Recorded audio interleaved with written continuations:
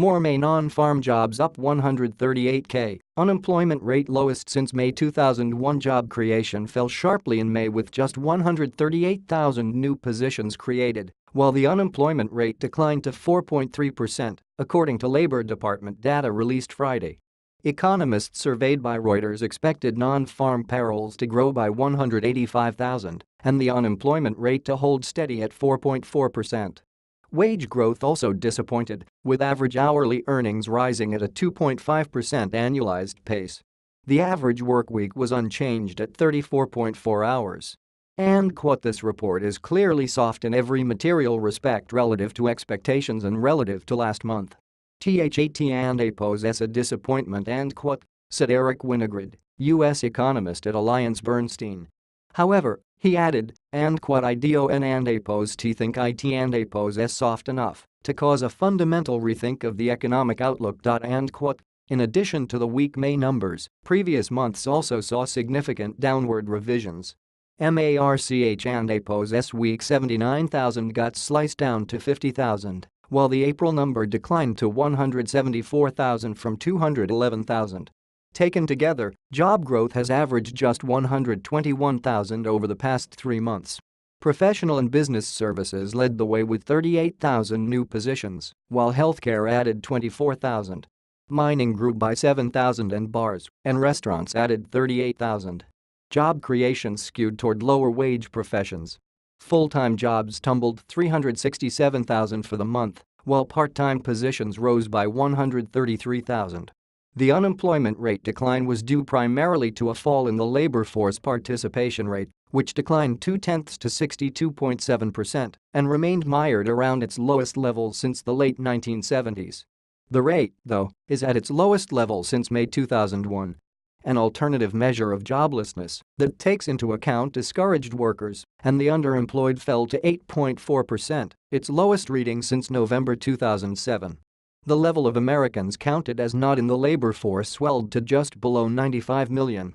After the first 2 months of the year indicated stronger growth in job creation, the latest reports indicate that President Donald Trump has a lot of work to do to generate the 3% plus growth he has promised.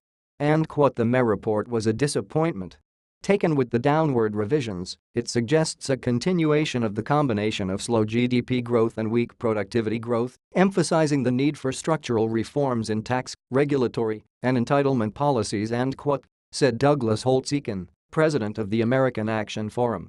The report comes amid hopes that the U.S. economy will accelerate after an anemic first quarter that saw GDP increase just 1.2%. Trump has maintained that his pro-growth agenda will ignite an economy that has shown steady but slow growth since the end of the Great Recession. Federal Reserve policymakers are watching the jobs data closely, particularly for wage increases.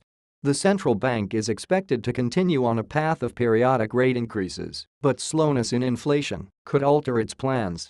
Despite the weakness, Winograd does not think the numbers will deter the Federal Reserve from going ahead with a rate hike in June and a continued slow path back to normalized policy.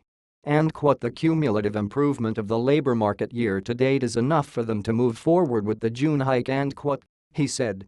THERE poses still some evidence of slack that allows the Fed to go slowly or very slowly with rate hikes.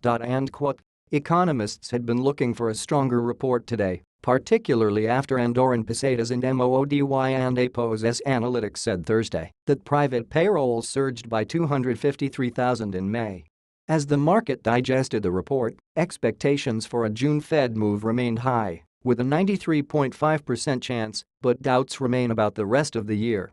The Fed funds futures market was indicating just a 45.3% chance for another hike before 2017 ends, according to the CME. FRIDAY and APOS report really calls into question September and beyond said Kathy Jones, chief fixed income strategist at Charles Schwab. If we DO and APOS get a turnaround, particularly in inflation, IT and APOS going to be tough for the Fed to keep raising rates. Get the market's reaction here. This is breaking news. Please check back for updates. To view this site, you need to have JavaScript enabled in your browser and either the Flash plugin or an HTML5 video-enabled browser. Download the latest Flash player and try again.